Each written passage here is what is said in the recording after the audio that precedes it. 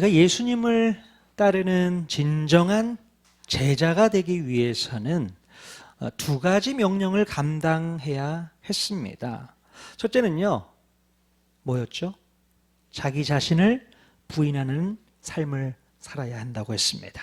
자기를 부인하는 삶이란 인간의 욕심과 욕망에 이끌려 살아가는 모든 육신의 일들을 완전히 포기하고 오직 자기 자신을 거룩한 산 제물로 하나님께 올려드리는 것입니다.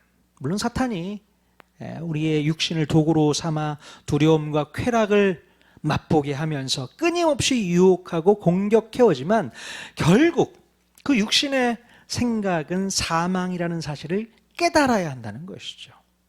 그래서 우리는 더 이상 육신의 일에 얽매여서는 안 되고 영적인 일에 몰두하면서 사탄의 올무에서 벗어나게 되면 자기 자신을 부인하는 삶을 살 수 있게 된다 말씀드렸어요. 그리고 두 번째 명령은 뭐였습니까? 자기에게 주어진 십자가, 제 십자가를 지고 나를 따르라 말씀하셨잖아요. 우리 그리스도인들은 하나님의 자녀로 거듭남과 동시에 하나님의 사명을 부여받게 됩니다. 그 사명은 세상 사람들이 보기에 미련해 보이기도 하고 혐오스러워 보일지라도 우리에게 부탁하신 사명이기 때문에 끝까지 붙잡고 살아가야 되는 것이죠. 그것이 우리의 사명이라고 얘기했습니다. 자, 그러므로 이 두 가지, 자기를 부인하고 제 십자가를 지고 살아간다면 우리는 예수님을 진정으로 따르는 제자가 될 수 있는 줄로 믿습니다. 여러분들은 그냥 무리 가운데 한 명이고 싶으십니까? 아니면 제자가 되고 싶으십니까? 여러 무리 중에 한 명과 제자는 너무 다르잖아요. 그죠? 그냥 여러 무리 가운데 한 명이 되고 싶으세요? 아니면 제자들 중에 제자가 되고 싶으십니까? 우리 옆 사람에게 물어보십시오. 당신은 무리 중에 한 명이 되고 싶으십니까? 제자가 되고 싶으십니까?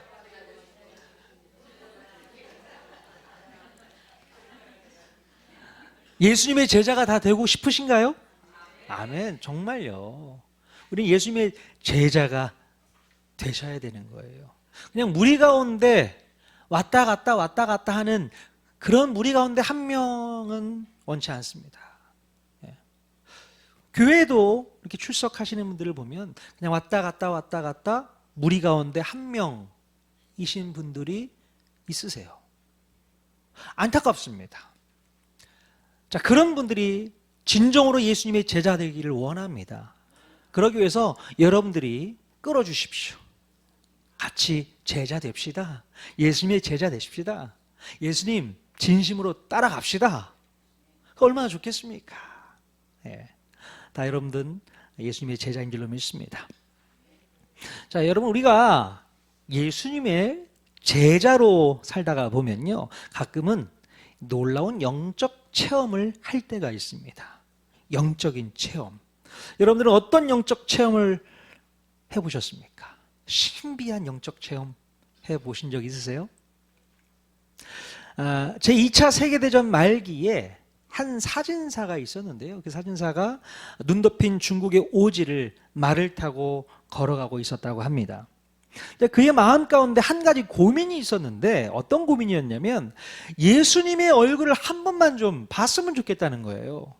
주님의 얼굴을 제가 한 번만 보게 해주십시오. 그러면 주님을 의심하지 않고 예수님을 믿겠습니다. 뭐 이런 마음의 간절한 소망이 있었다고 합니다. 자, 그런데 갑자기 그의 마음 가운데 네가 가지고 있는 사진기로 사진을 찍어라. 그런 명령이 들렸다는 거예요. 자, 그래서 이 사람이 말을 타고 가다가 말에서 내려서 그 눈 덮인 눈이 좀 어느 정도 녹고 해가지고 거뭇거뭇한 그런 벌판을 사진으로 찍었답니다. 그리고 집으로 돌아와서 그것을 현상을 했어요. 그랬더니 놀랍게도 예수님의 형상이 나타났다는 거예요. 한번 그 그림을 보여주시겠습니까? 여러분, 이 그림 보셨었죠? 여기서 예수님의 얼굴이 보이십니까? 아우, 야, 여러분들 신령한 분들이 되게 많으시네요. 자, 예수님이 아직 나는 보이지 않는다, 예수님 얼굴이 보이지 않는다 하시면 손 한번 들어주세요. 예, 예, 아직 안 보이시는 분들. 우리 이현주 쌤 심각한 얼굴 표정으로 안 보인다고 손 드셨어. 안 보이시는군요. 근데 안 보여도 손을 아직 안 들고 계신 분도 계십니다. 얼굴 표정 보면 알아요. 아, 나중에 저한테 오시면 설명해 드리겠습니다. 이게 예수님 얼굴인데 예수님이 안 보이신다. 기도가 더 많이 필요하지 않나. 정말 신비한 체험을 한 이 사진 기사가 예수님을 보고 예수님을 온전히 믿었다는 그런 일화가 있습니다. 저도 신앙생활을 하면서 이 신비한 영적 체험을 했던 기억이 간혹 있습니다. 물론 초자연적인 어떤 기적 현상은 아니었지만 소소하게 역사하시는 그 하나님의 섭리를 몸과 마음으로 체험할 때가 있는데 그것이 제 신앙생활에 활력을 더해주고 또 저희 삶을 각성케 했던 기억이 있습니다. 자, 여러분들도 이따가 묵장 모임 시간에 자신이 만난 하나님 또 신비한 영적 체험 이런 것들이 있으면 한번 오랜만에 나눠보셨으면 좋겠어요. 아, 나도 이런 체험이 있었는데 그런 간증을 한번 해보시면 좋을 것 같습니다. 자, 예수님의 수제자였던 이 베드로도요 신비한 영적 체험을 했던 적이 있습니다. 물론 예수님과 함께 했던 모든 시간이 초자연적인 영적 체험의 기회였을 거예요. 자, 그런데요 이 베드로는 예수님의 제자로 살면서 어떤 영적인 체험을 가장 충격적으로 생각을 했을까요? 어떤 영적 체험? 자신이 물 위를 걸었던 체험을 제일 첫 번째로 뽑았을까요? 아니면 자신이 안진뱅이를 일으키고 또 감옥에 있을 때 저절로 옥문이 열려서 풀려나고 또 심지어 죽었던 다비다, 우리 다비다 목장 있죠. 죽었던 다비다를 다시 살리는 기적을 제일 첫 번째로 손꼽았을까? 어떤 걸 꼽았을까요? 자, 베드로는요 본인이 쓴 자신의 책에 자신이 제일 충격적으로 느꼈던 영적 체험이 무엇인지를 기록했습니다. 자, 베드로는 어떤 체험을 가장 인상 깊게 느꼈을까요? 자, 베드로후서 1장 3절 같이 한번 읽겠습니다. 시작. 그의 신기한 능력으로 생명과 경건에 속한 모든 것을 우리에게 주셨으니. 네, 그의 신기한 능력으로 생명과 경건에 속한 모든 것을 우리에게 주셨다. 자, 어떤 것을 보게 하셨는지 또 17절, 18절 또 읽겠습니다. 시작. 지극히 큰 영광 중에서 이러한 소리가 그에게 나기를 이는 내 사랑하는 아들이요 내 기뻐하는 자라 하실 때에 그가 하나님 아버지께 존귀와 영광을 받으셨느니라. 이 소리는 우리가 그와 함께 거룩한 산에 있을 때에 하늘로부터 난 것을 들은 것이라. 네, 아멘.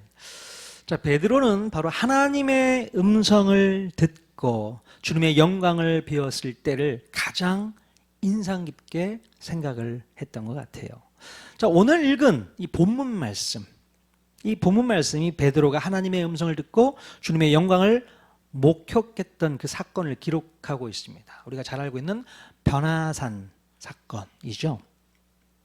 자, 이때의 기억이 얼마나 충격적이고 황홀했으면 다른 얘기는 다 빼고 이 사건을 기록했을까요?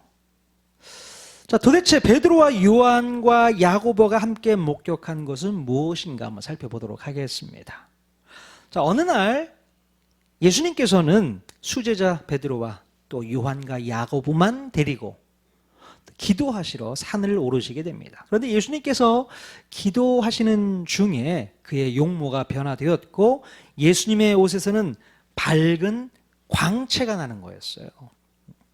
자, 그때 제자들은 깊은 잠을 자고 있었는데 예수님이 누군가와 대화를 하는 바람에 잠을 깨버렸습니다. 자, 누가복음 9장 32절 말씀 같이 읽겠습니다. 시작. 베드로와 및 함께 있는 자들이 깊이 졸다가 온전히 깨어나 예수의 영광과 및 함께 선 두 사람을 보더니.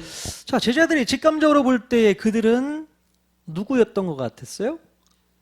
모세와 엘리야 선지자였던 겁니다. 예수님은 모세와 엘리야 선지자와 함께 무슨 이야기를 나누고 있었을까요? 자, 30절, 31절 또 읽겠습니다. 시작.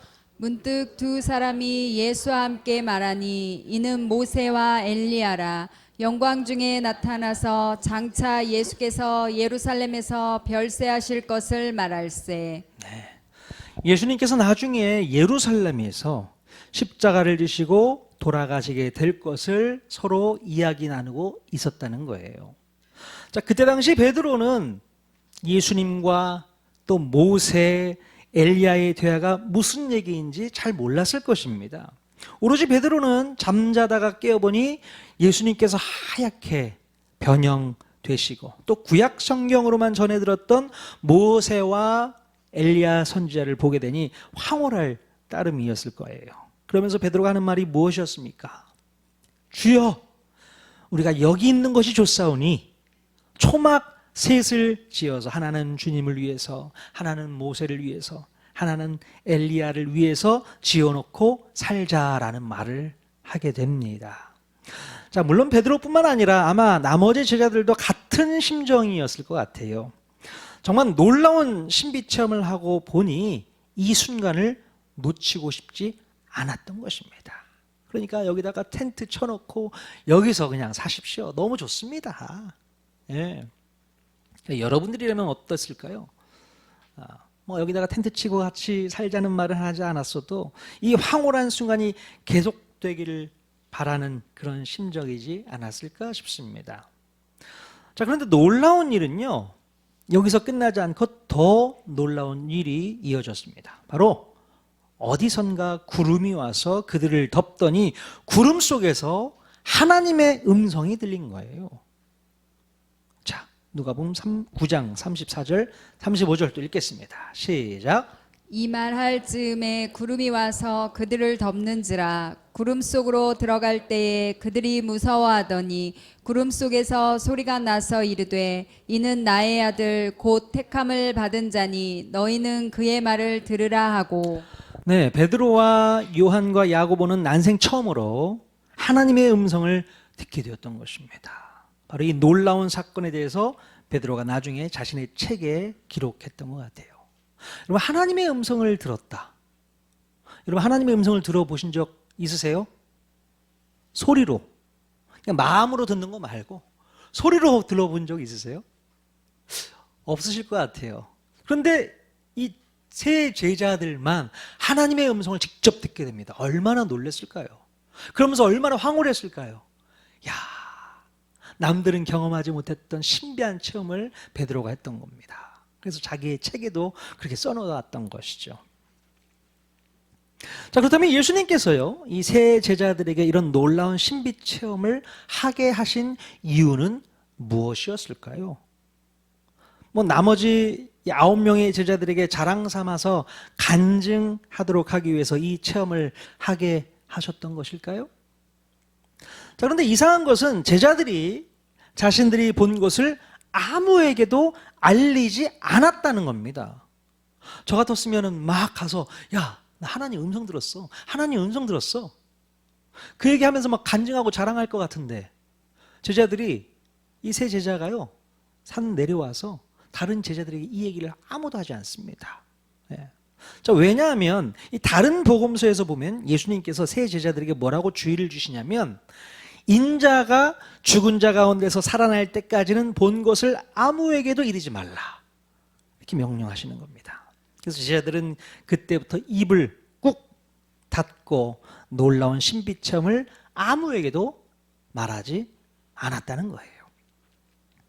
자, 그러면 도대체 예수님께서 이 세 제자들에게 이 사건을 체험케 하신 진짜 이유는 무엇이었을까요? 자, 조금 전에 모세와 엘리야의 대화에서 유추해 보자면 예수님께서는 이제 슬슬 예수님의 십자가 사역에 대해서 제자들에게 하나하나 힌트를 주고 있는 것입니다.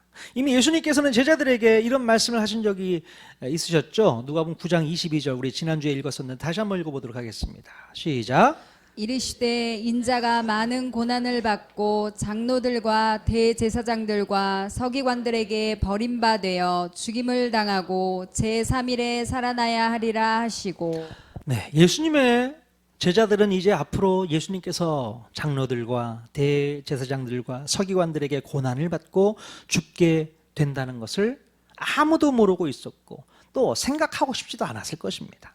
그런데 예수님께서 제자들에게 가르쳐 주고자 했던 것은 진짜 신앙생활이 뭔지를 알려주고 싶으셨던 거예요. 이것은 오늘 우리에게도 동일하게 적용되는 말씀이 아닐까 싶습니다. 여러분, 그렇다면 진짜 신앙생활이란 과연 무엇을 얘기할까요? 자, 우리는 자칫 신앙생활을 하면서 초막 셋을 짓자고 했던 베드로의 심정을 가질 때가 있습니다. 우리가 교회에 출석하고 신앙생활을 하면서 어느 정도 익숙해지면요, 교회를 다니는 것이 불편하지 않고 오히려 즐기고 있는 것을 발견하게 됩니다. 교회에 나오는 것이 그냥 재미있습니다. 좋습니다. 즐기고 있는 거예요. 교회 와서 예배하는 것도 즐겁고 성도들과 만나서 대화를 나누는 것도 즐겁고 또 기도하고 말씀을 읽고 찬양하는 것이 재미있어집니다. 뭐 처음부터 그러진 않을 테지만 이제 어느 정도 신앙생활을 하다 보면 이런 순간이 오게 된다는 거예요. 익숙해지는 겁니다. 물론 처음에는 이런 모든 종교 활동이 어색하기 짝이 없죠. 이게 뭐 하는 짓인가? 예. 억지로 끌려 나오기 일쑤인데 시간이 흘러서 관성이 생기면요, 이 불편함이 조금씩 사라지게 됩니다. 사람은요, 습관이 생기고 이게 패턴이 생기잖아요. 그러면 안정감을 느끼게 되는 거예요. 처음에는 어색하지만 익숙해지면 마음의 안정감을 누리게 됩니다. 또 설교 말씀을 듣거나 어떤 성경 공부를 하거나 교제를 나누다 보면 어느 순간부터 또 은혜를 경험하게 되고 그 자체를 즐기게 될 때가 온다는 겁니다. 뭐 예를 들어서 찬양을 들으면서도 이제 스스로는 그 찬양이 뭐지? 하면서 유튜브를 또 찾아보면서 이 찬양이었구나. 그러면서 더 깊이 있게 찬양으로 또 들어가기도 하고 또 여러 가지 찬송곡 리스트를 정해서 차에 오고 가면서 듣기도 하고 그러지 않습니까? 또 늘 말씀을 읽고자 하는 열정이 있어서 핸드폰에 말씀을 틀어놓고 읽기도 하고 그런 습관이 우리 몸에 확 와닿게 되는 것이죠. 자, 여러분, 이런 행동들과 습관들이 좋은 건가요? 나쁜 건가요? 잘 대답해 보세요. 좋은 습관이에요? 나쁜 습관이에요? 말씀을 이렇게 못하시지? 당연히 영적으로 좋은 습관이 자연스럽게 몸에 배는 것 같아서 좋다고 생각을 합니다. 좋죠? 이런 것이 신앙생활이구나. 이런 게 신앙생활이었어.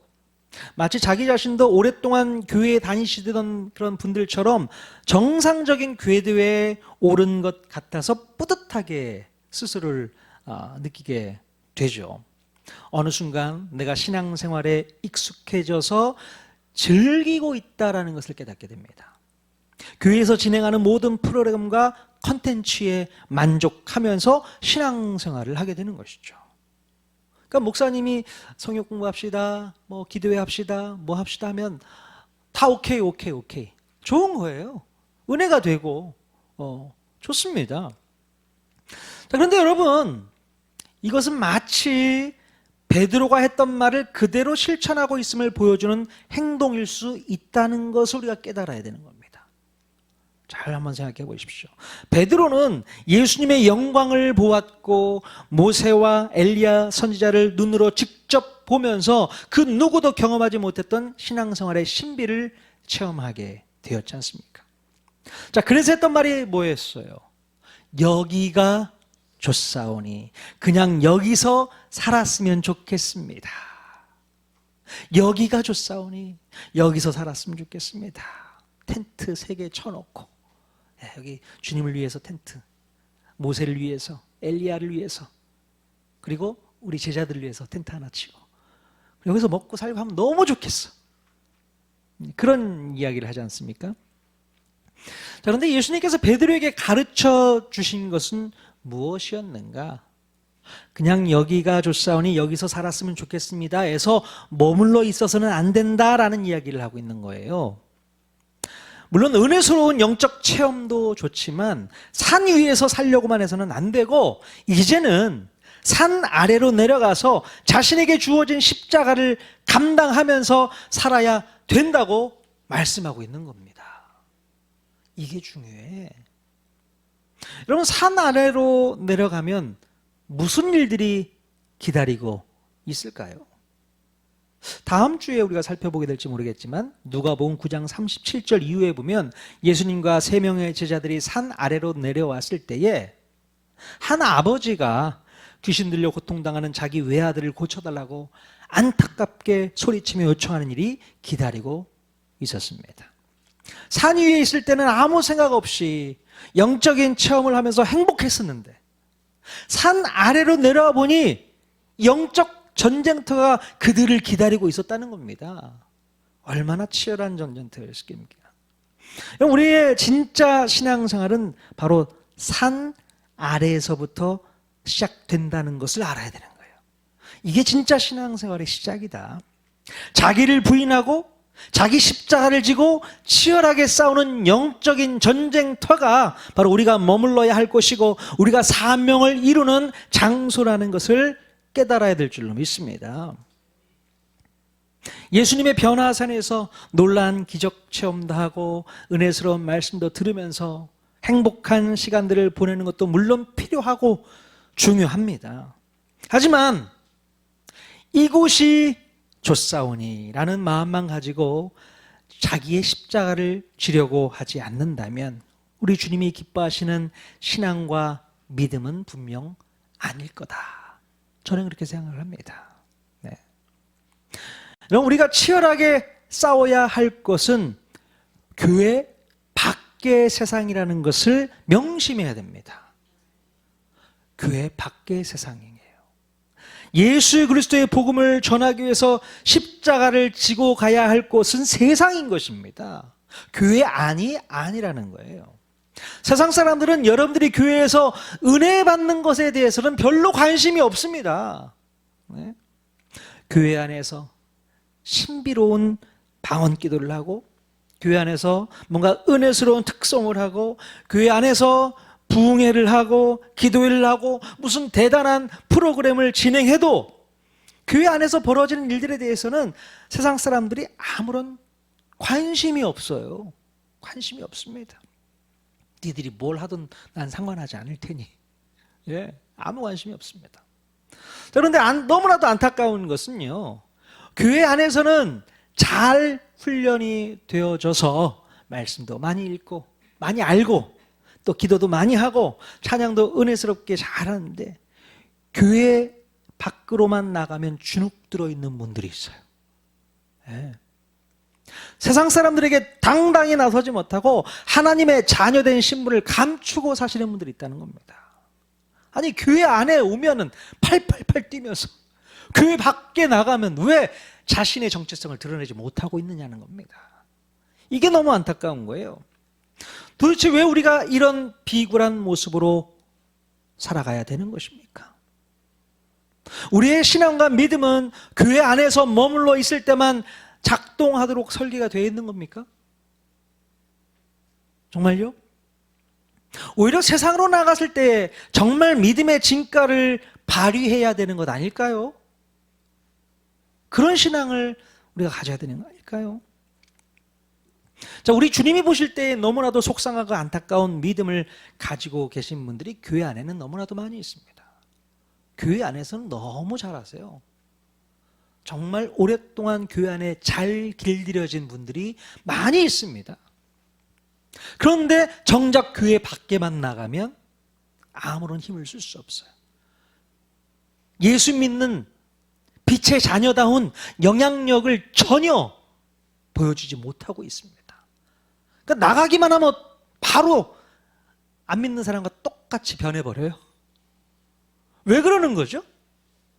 저 사람이 신앙생활을 하는 사람 맞나? 교회 다니는 사람이 맞나? 할 정도로 카멜레온 같죠? 교회 안에 오면 딱 얼굴 표정 은혜스럽게 딱 하면서 서로 웃으면서 대화도 하고 은혜스럽게 얘기도 하는데 교회 밖에만 나가면 화가 나 있어. 막 뭔가 화가 나 있어. 왜 그러는 거죠? 이게 문제인 겁니다. 저는 우리 교회 통하는 교회 성도님들이 교회 안에서만 실력을 발휘할 것이 아니라 교회 밖에서 세상 사람들 앞에서 복음으로 무장된 실력이 발휘되었으면 좋겠습니다. 그게 정말 실력 아니겠습니까? 네.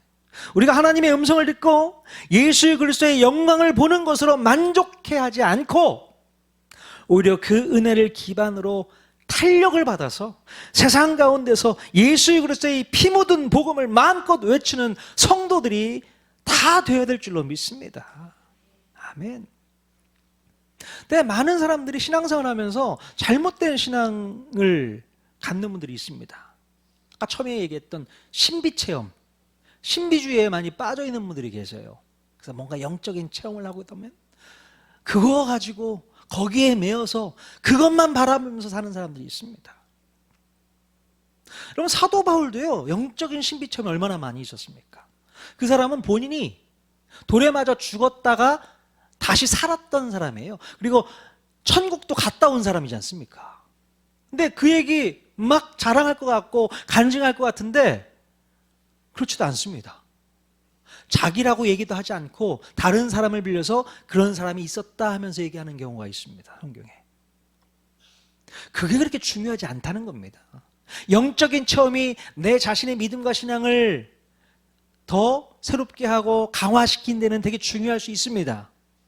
하지만 거기에 머물러 있으면 진짜 신앙생활의 실력을 발휘하지 못하게 되는 겁니다.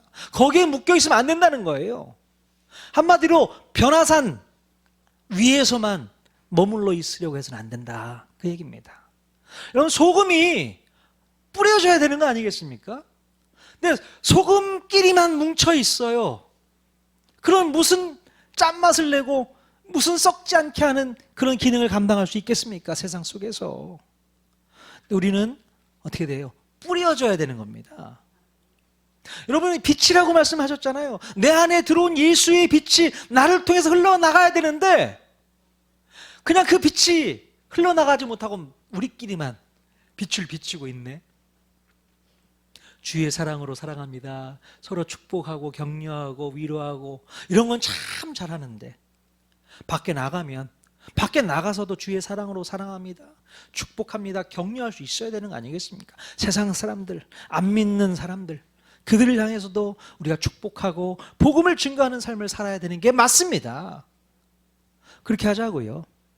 우리 통하는 교회 성도님들은 그 일에 최적화되어야 될 줄로 믿습니다. 물론 교회 안이 좋죠. 여름에 더운데 시원하게 에어컨 켜놓고 여기서 예배드리고 기도하고 찬양하고 말씀 보고 성경 공부하고 그러면 너무 좋죠. 그래서 우리 집사님 어떤 분은 교회 오는 게 낙이다 그렇게도 말씀하세요. 정말 낙이죠. 자, 그런데 우리가 거기에만 머물러 있으면 우리 주님이 좀 속상해 하실 것 같습니다. 내가 그러려고 너를 교회로 끌어들이는 줄 아니? 아니, 세상으로 나가야지. 세상 가운데 나가서 예수 그리스도의 그 십자가를 지는 삶을 살아야지.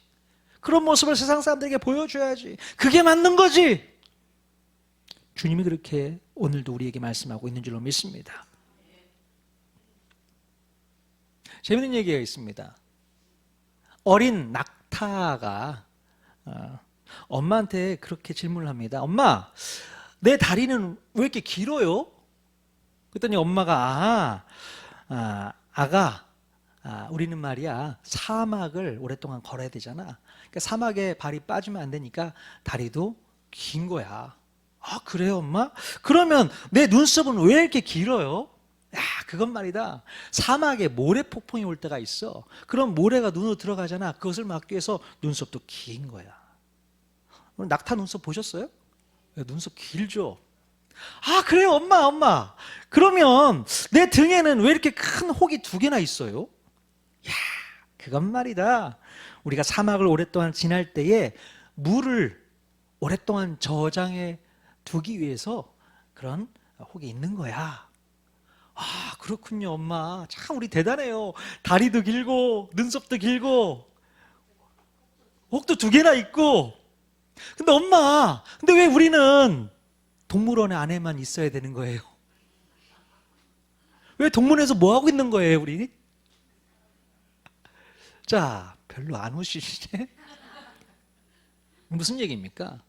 여러 가지 좋은 기능들은 다 장착되어 있는데 동물원 안에서만 있는 낙타, 무슨 의미가 있겠냐, 그 얘기인 것이죠. 여러분들에게도 그런 놀라운 기능들이 다 장착되어 있습니다. 성령의 능력으로 나가서 해야 될 일이 얼마나 많이 있는데 나가지도 않고 교회 안에서만 머물러서 여기가 좋사오니 이러면 안 된다, 그 얘기입니다. 아시겠습니까? 안주하지 마십시오. 교회 안에서 여기가 편하니 안주하지 마시고 교회 밖 세상에서 주님의 복음을 증거하는 주님의 귀한 자녀로 거듭날 수 있기를 바랍니다. 변화산에서 내려오십시오. 내려오시면 치열한 영적 전쟁터가 있습니다.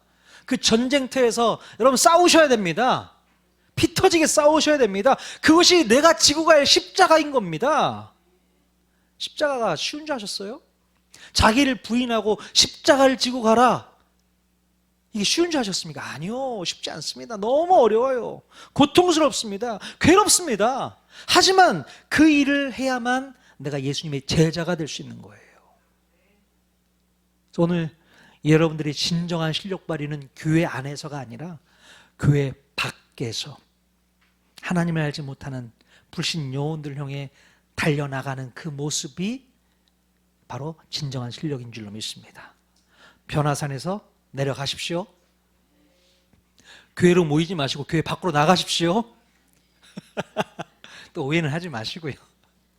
예, 교회 오시면 우리가 또 충전받고 새롭게 힘을 얻고 또 나가는 거 아니겠습니까? 예, 모일 땐 또 열심히 모이고 또 나가서 싸울 땐 또 열심히 싸우시고 그러면서 하나님의 자녀된 삶을 살아야 될 줄로 믿습니다. 아멘.